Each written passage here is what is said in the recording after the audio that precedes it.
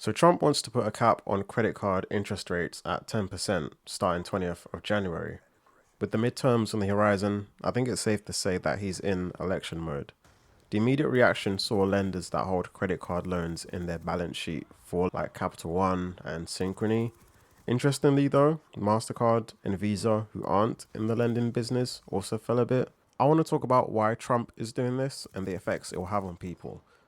The main reason I'm interested in this is because I'm a shareholder of American Express, and so if this cap was to be implemented, American Express would be affected.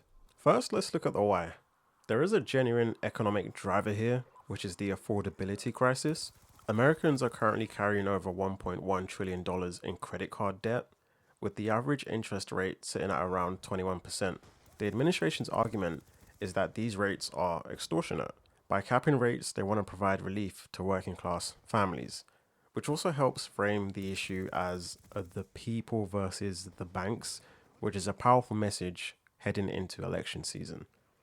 Trump says that companies will be in violation of the law if they do not comply.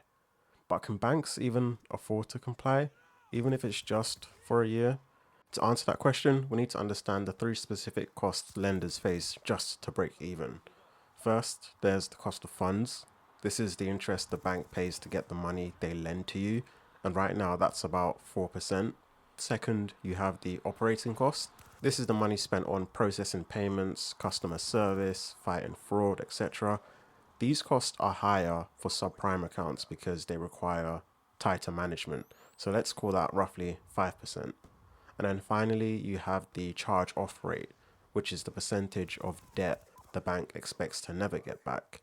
For a borrower with good credit, this might be 1 to 2%, but for subprime borrowers, people with lower credit scores, that rate is often around 10%. So you do the math, 4% plus 5% plus 10%, which equals about a 19% cost. If the government caps interest rates at 10%, banks are pretty much destined to lose money on average lending to subprime borrowers.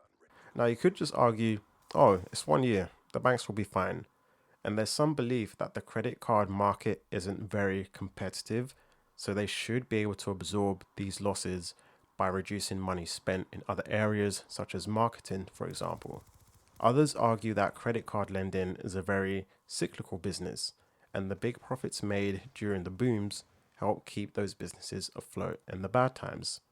I mean, I'm sure banks would rather not give away money like this, and if the law is now going to tell them that they must lose money on subprime loans for a year, then they simply won't give out subprime loans.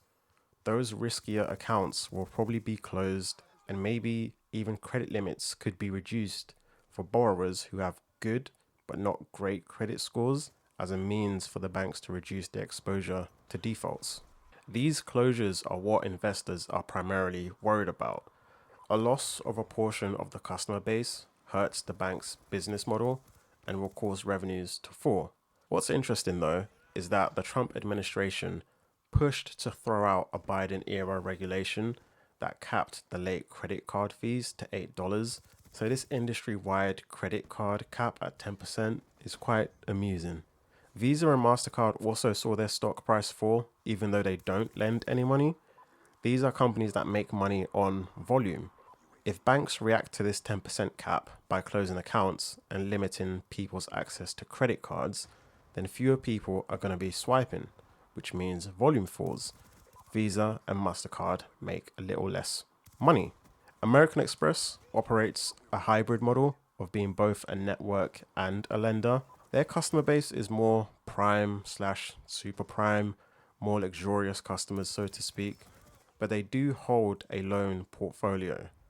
Amex uses a portion of their interest income to subsidize their rewards program, so a cap of 10% could threaten their ability to attract new customers. So even though Visa and MasterCard aren't lenders, they will feel some of the ramifications, even if it's very small. But is any of this actually legal? Because Trump did say that companies that don't comply will be in violation of the law. However, federal law currently allows national banks to export rates regardless of what the president says. So unless Congress can pass a bill repealing that law, the National Bank Act, then the executive order will most likely not go through. And given the power banks have at lobbying, I think the chances of this going through becomes even slimmer. So how does this play out? What is the end game here? Well, the prime slash super prime borrowers get cheaper debt, but they could lose rewards and have lower credit rates. On the other hand, the subprime borrowers get nothing because their account is closed. So in that situation, where do they go then? Probably to payday lenders charging over 300%. So by putting into place a 10% cap, the administration may accidentally force the extremely vulnerable people into debt 30 times more expensive. Let's say those subprime accounts are closed, which I think would be the likely scenario if the cap does go into effect. But given the legality of it, I'm not too sure. But let's just say it does happen. Who benefits the most? Most likely it would be the political campaigners and the predatory lenders. The administration positions themselves as being on the side of the little guy against the big, greedy corporations. And then you have the predatory lenders who can take advantage of people desperately in need of credit who are trapped and locked outside of your normal credit system. The demand for credit doesn't disappear. It just moves to lenders operating under different regulatory loopholes or laws. The actual beneficiaries may not be the borrowers the policy intends to help. Given Trump's history about what he's wanted in his presidential term, if this does go through, it may not be in its current form. It may be a watered down version of things, but I'm no expert in anything to do with credit. So if there's any gaps that I missed, let me know in the comments.